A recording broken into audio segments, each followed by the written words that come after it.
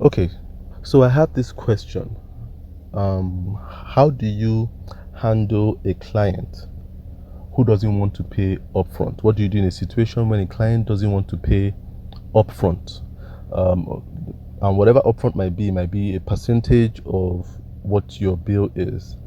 So that might be 70%, it might be 50%, it might even be 100%. But a client is not ready to make an upfront commitment payment to a job, and the client is asking that instead of making an upfront payment, they would rather you go ahead and work, and to protect yourself, you put a watermark on everything you present to them. And when it's approved, they can pay you and you can take your watermark off. So that's a client thinking they are making a fair deal, in the sense that, oh, at least you're watermarking your work because they've not paid for it. And when they see what they like and they approve it, they'll pay for it and you can take your watermark off. Now, how do you handle this situation? Is this something you should be open to clients doing in the first place? And I would say no. Straight out, no. And there are two reasons. There are two reasons why this is not a good arrangement. The first reason is when a client does that, a client is unwilling to make upfront payments, then it shows that the client doesn't have any trust in you as a vendor, as a designer, as someone that is meant to deliver on a service or a product. The client is saying, until you are fully delivered, I'm not paying. So go ahead with the job. That means that there is no trust. And that relationship has already started off shaky. You understand? There is no trust. That means the client is expecting you to 100% trust them and commit to doing the job, while they give 0% trust by not investing their money in the work you're doing. And I don't think very many businesses or very many relationships can last without trust. Trust must be you are willing to give it something, even if you are a little bit uncertain or somewhat uncertain. So that's the first reason, is the trust issue.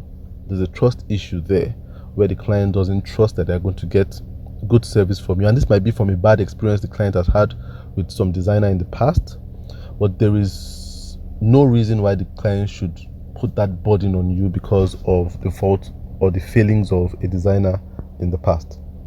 Now, so we've established that it's foundationally wrong because the relationship is not built on trust. The business relationship is not built on trust, and when the business relationship is not built on trust, it's most likely going to fail, and it's going to be a very bumpy ride. The second reason is it has to do more with the value. And when I say value, there is no symmetry in the value you are giving and the value the client is giving. You understand? So there's a symmetry problem when it comes with value, and I'll explain it this way. And this is a mistake a lot of designers make, and this I'm really addressing people in the design industry for this particular point because that's the industry I'm in. A lot of designers are not really aware, they're not very cognizant of the value they're giving a client when you agree to do a job. And this might be a logo job, it might be a website job, it may be a UI UX job, it might be some motion graphics, but we don't get the total value we give to clients, especially if you are a good designer. If you know what you're doing as a designer, we kind of water down our value to artifacts. And that's why clients can say, you know what, protect your artifact, since that is the value you are giving. So you can protect the artifact, but you're giving way more than artifact value. And I will tell you the value you give a client when you agree to work with them on, let's say, a logo project. Now, when you're working with a client on a logo project, there are 4 forms of value you are giving to the client. There is the value that I call clarity. Clarity, that's the first form of value you give to a client. Clarity. And that's why when a client comes to you, if you're a designer that knows his job, the first thing you do is a discovery session where you kind of try to understand the client and make sure the client understands what they are doing and why they are doing it. So we know that when a client says, I need a logo, the first thing you do is you ask them, oh, what's the name of your company? Is it registered? Why did you come up with this name? Who is it for? Where are you going? Where do you see yourself in the future? You understand? All those questions, what, who, why, where, do not just help you to work as a designer. As a matter of fact, it does a lot of help for the clients too, because it helps the clients to ask themselves some questions that a lot of them haven't asked themselves, and it makes them super clear about why they are doing what they are doing. That's the initial value you give to a client. Asking those discovery questions. Those questions help a client to talk about their business better. How do you watermark? Giving clarity value. It's virtually impossible to watermark that. By the time you ask the client that question and the client is forced to ask themselves and they get clarity, they've gotten that value already. You cannot watermark that anymore. The second value you give a client when you're working on a logo project or on a design project is ideas. Ideas. Now, when you've gone past the discovery phase, you go into the phase of research, and then from researching you start sketching ideas. And a lot of times, if you're a designer that knows what it's doing, you kind of carry the client along and show them ideas and say, okay, what do you think? We're trying to use blue because of what you told us in the discovery process. We think that will work better for you. We're trying to use the symbol of a tree, or we're trying to use the symbol of an eagle, or stuff like that. Those are ideas you're already giving the client.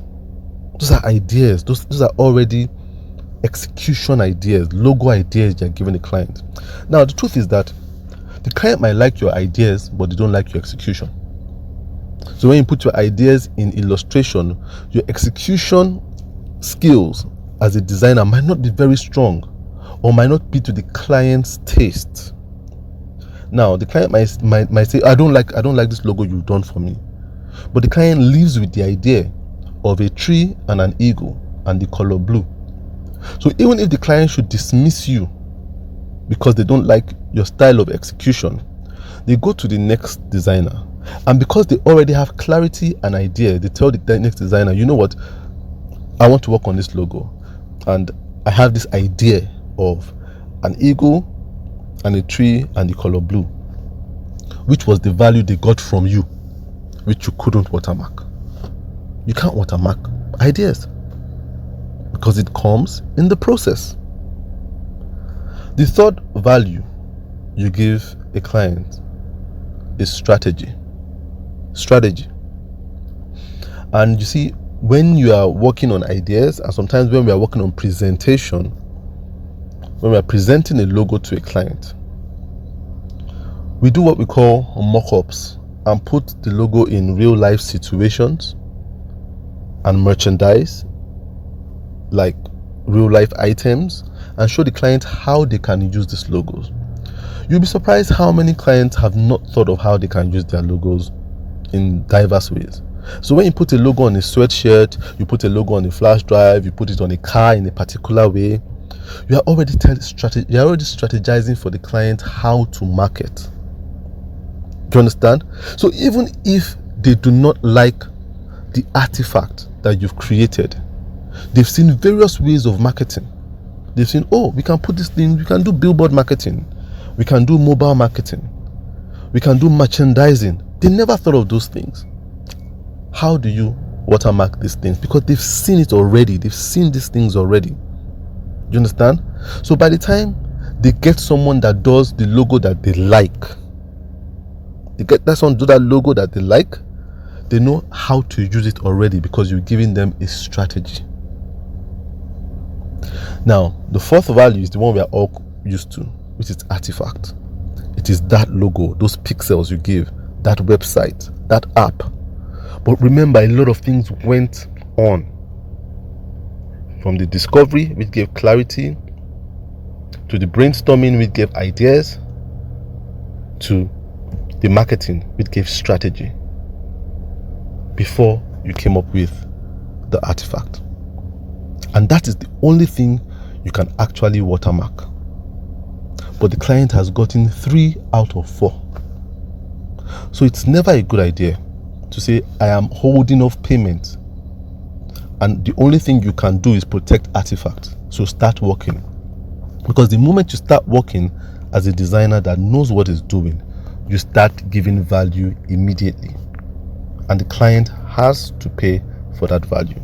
And that's why I always suggest that clients pay upfront, and they pay a good amount upfront. It's never a good, there's no symmetry in clients saying, I'm holding on to payment, but you know what, you can watermark your artifact. But who watermarks clarity? Who watermarks ideas? And who watermarks the strategy that is given? That's already in the client's mind and cannot be taken away again.